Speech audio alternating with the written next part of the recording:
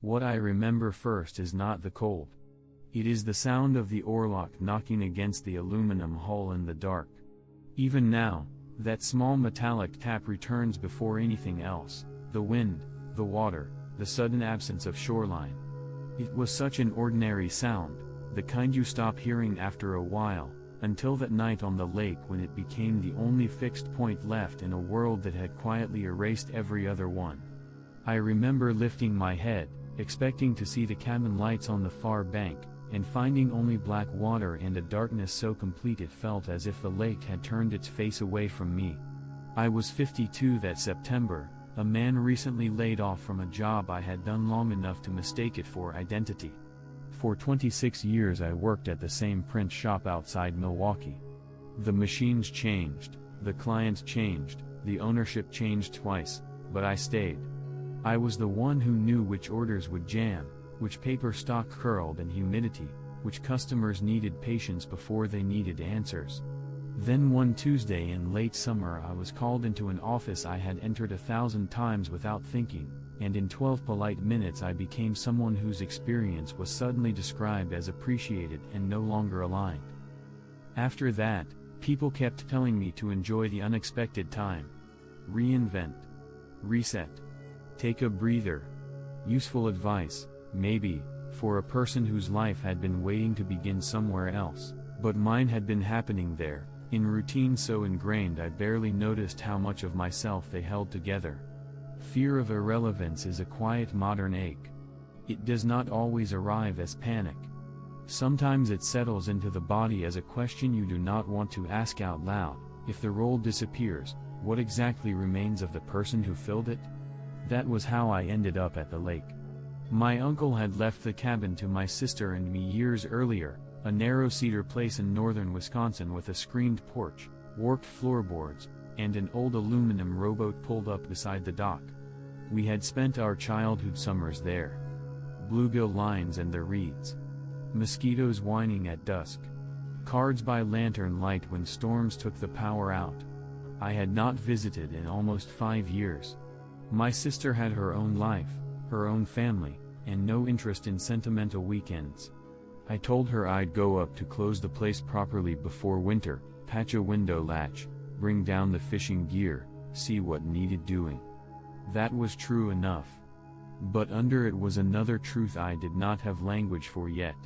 I wanted to stand somewhere that had once known me before I became useful in all the familiar adult ways.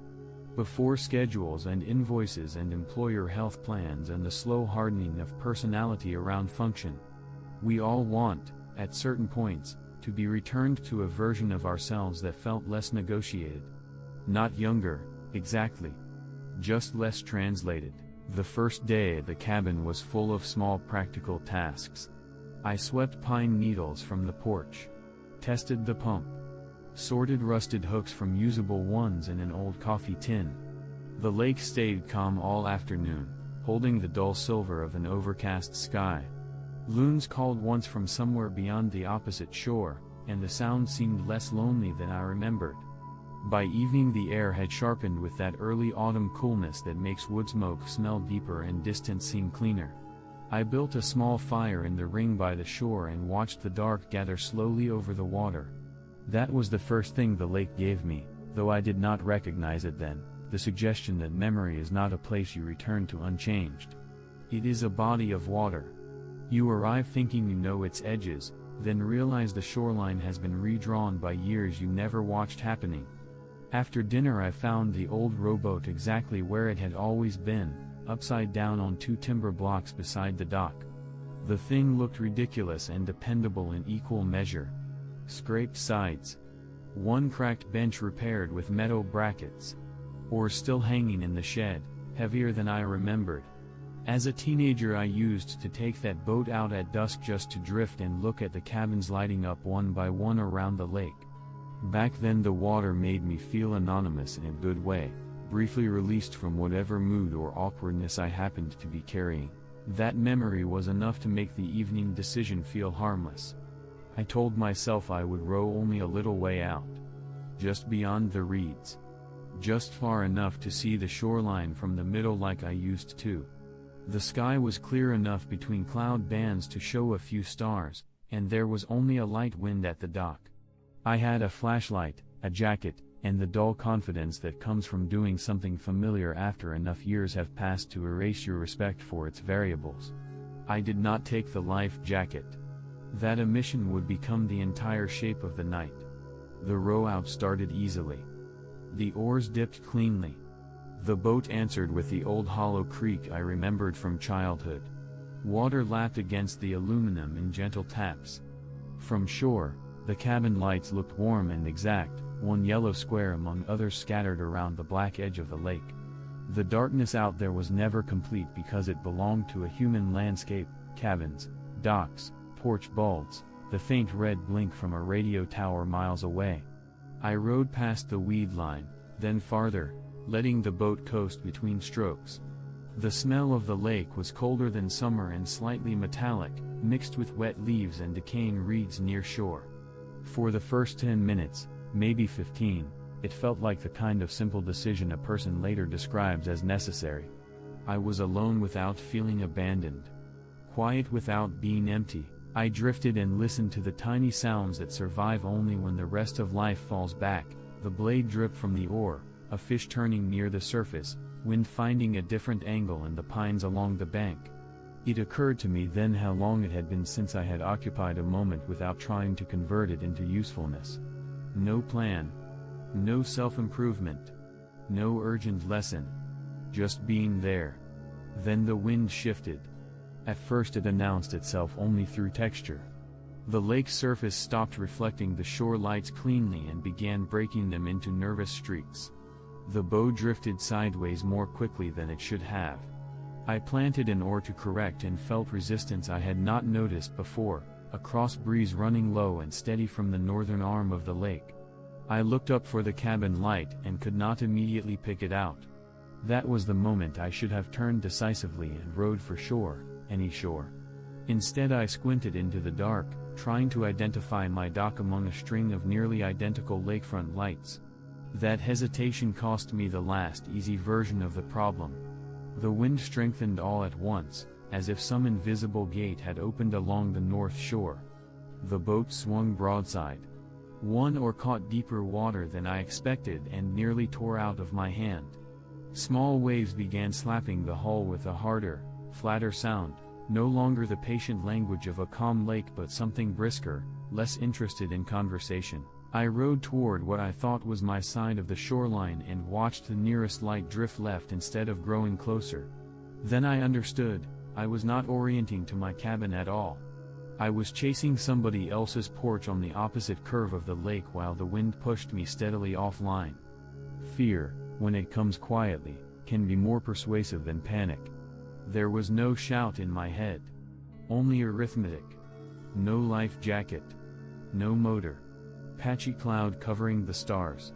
Flashlight weak. Shoreline unfamiliar in the dark. Water colder than it looked.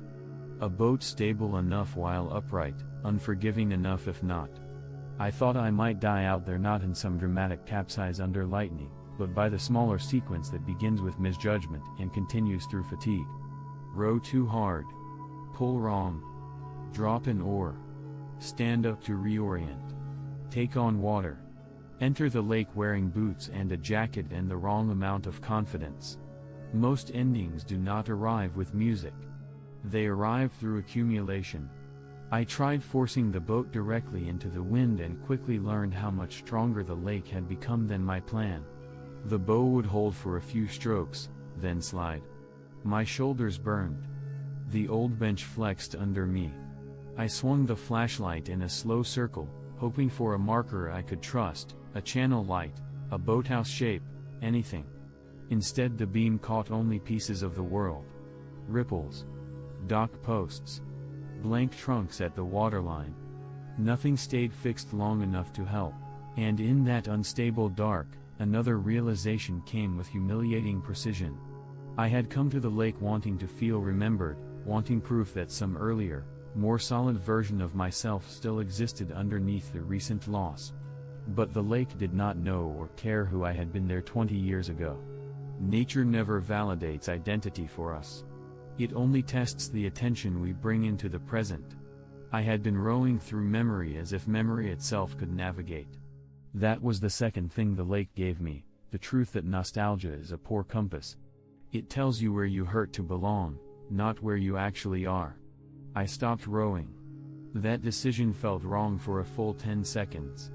Everything in me wanted effort, visible effort, the relief of doing something forceful. But the harder I fought the wind without orientation, the more I was spending strength in exchange for confusion. So I laid the oars across the gunwales, steadied my breathing, and listened. When vision fails, sound becomes structure. There was the near sound of water chopping against aluminum.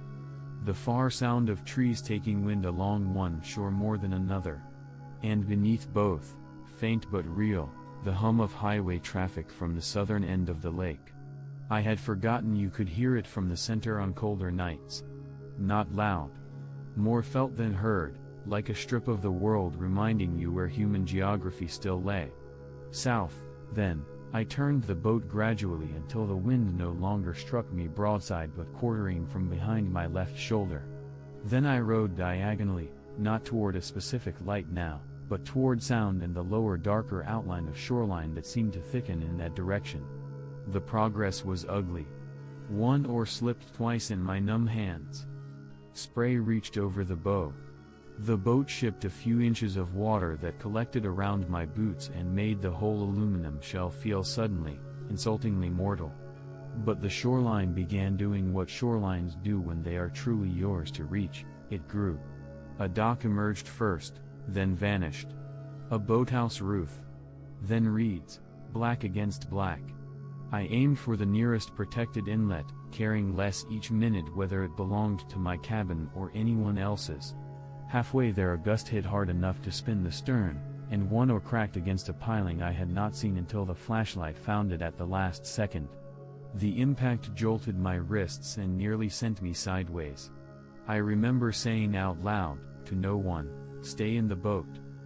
It was the simplest instruction I had ever needed. The water shallowed under me so gradually I did not trust it at first. Then the oar blade struck mud with a dull scrape.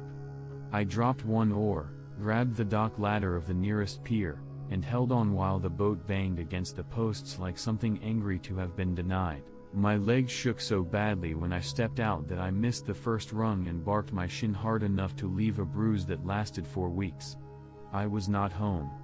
The dock belonged to a cabin 2 lots east of mine, empty for the season except for a motion light that snapped on the moment I climbed onto the boards. For a few seconds I stood there dripping lake water from the cuffs of my jeans, one hand on the piling, staring at the quiet dark windows while my heart beat with such force it felt offended to still be working. Then I laughed once, short, breathless, disbelieving, not because anything was funny, but because relief had nowhere else to go. I dragged the boat along the shoreline by hand from dock to dock, following the water's edge back toward my own cabin rather than trusting myself to row another yard. By the time I reached my pier my shoulders were shaking from effort and cold. The fire I had left in the ring was long out. The cabin light, the one I had failed to recognize from the middle of the lake, looked almost embarrassingly ordinary. Inside, I stripped off damp clothes with fingers that no longer wanted precision, wrapped myself in 2 old blankets, and sat at the kitchen table while the kettle heated. The cabin smelled the same as it always had: cedar, dust, cold iron from the wood stove, a faint sweetness from old coffee grounds and a tin canister no one had bothered to replace. Outside, wind continued crossing the lake in long dark pushes, but from the table it sounded less like threat and more like information I had finally learned to hear in time. The burden I had brought there was not only grief for the job, though I suppose losing a role can have its own form of mourning. It was the deeper fear that I had become interchangeable, that all those years of being dependable, knowledgeable, necessary in practical ways had vanished into the same polite language companies use for old furniture. I wanted the lake to remember me because I did not fully trust that I still knew how to remember myself without usefulness as evidence. But the water had shown me something cleaner. I was never safest when the world confirmed my old identity. I was safest when I paid full attention to the conditions I was actually in. I still miss the print shop more than I like admitting. I still wake some mornings with that blunt empty hour before the day begins, feeling the absence of routine like a missing railing in the dark. But now I notice the difference between being unmoored and being available to a new direction. They are not the same. One is fear naming itself too late. The other is life after a role has ended, asking for a different kind of honesty. Have you ever gone through a moment that changed the way you think about who you are without your old life around you? If this story resonated, subscribe for more voices of survival. Some nights do not return us to the people we were. They teach us how to row by what is still real when the old shoreline disappears.